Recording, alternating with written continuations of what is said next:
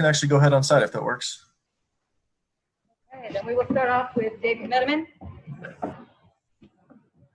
Brian, you guys went on, I think, a 75-30 run after falling down 13 early.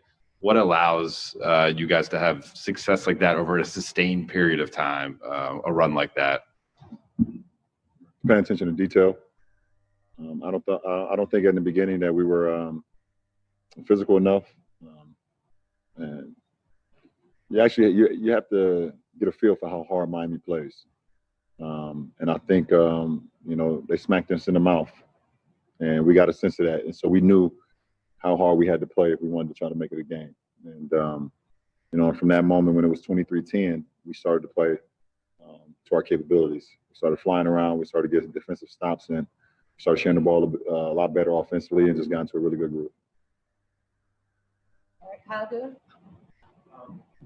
For AD, thank you. For AD, obviously his first finals game, what'd you see about his preparation? Was there any advice you gave him, and to see him perform like that? What do you feel about that? I don't feel anything I expected out of him. Didn't need to give him no advice. We've been preparing for this moment all season. He's been preparing for this moment all season. And I'm happy to be on the same floor with him in the same uniform. And he was, once again, a force every facet of the game, both offensively and defensively. All right, Dan.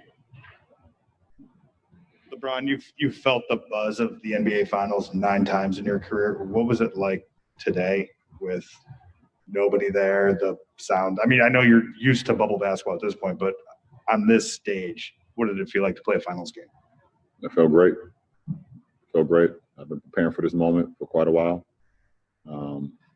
And fans, no fans, the inner challenge for myself and the way I prepared myself, it felt amazing to be playing in the finals once again. Okay, Rachel Nichols. Brian, you've seen plenty of times over the years where if one team has a bunch of injuries, the other team kind of floats a little bit and doesn't come at them as hard. How do you make sure that you guys don't do that in game 2? We got so much more work to do. The job is not done, and we're not satisfied with winning one game. It's that simple.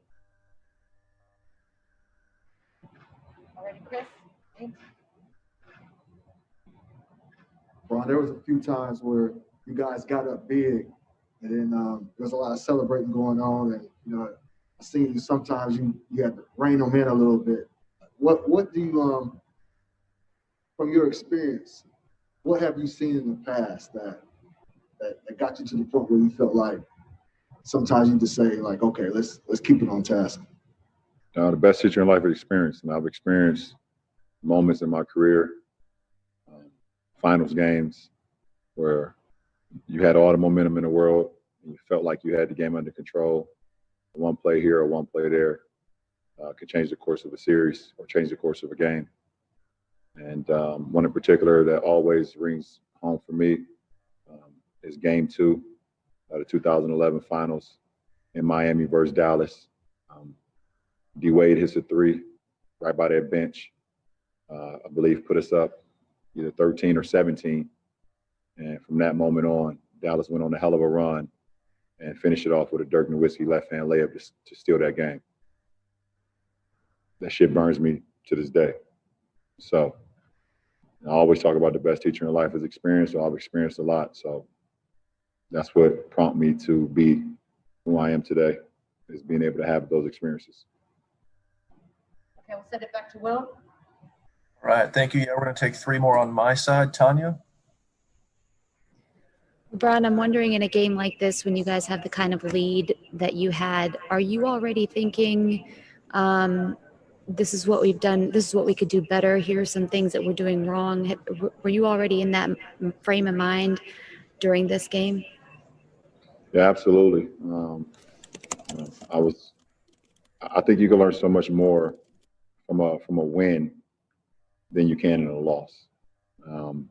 And I can't wait to get for tomorrow for us to get back together and watch the film and see ways we can be better.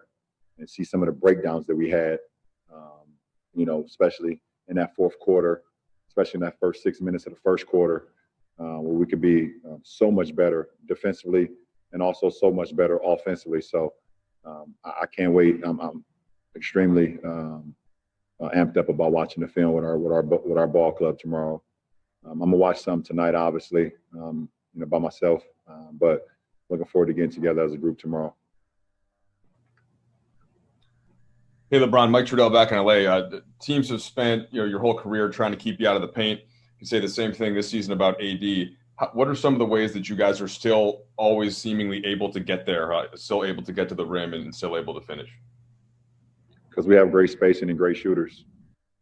Without KCP, without Danny Green, without Kyle Kuzma, Markieff Morris, and a list of guys that can spread the floor, it allows myself and AD to be able to do the things that we do in the interior. And we try to mix up our game too. We try to mix it in the interior and the exterior. But when you have guys that can space the floor like we have, it allows us to do some of the things that we do in the paint. All right, last one on my side, Brad Turner. LeBron, why is Rondo so opposed to being called playoff Rondo? And did you guys see some of that in the first half, especially? I'm not sure. I've never called him that. We've never called him that. We only call him Doe. So that would be a Doe question. But, just having him in this moment, having him on our side. And, I think he mentioned yesterday or, whenever media day was for the finals that you never know. You don't get these moments a lot. And, it's been over a decade since he's been in the finals. And I think he's just, cherishing the moment, but also just playing the game that he loves to play, the cerebral way, the determined way, and the championship way, as he's been playing for quite a while now. All right, do we have any more here? All right, thanks.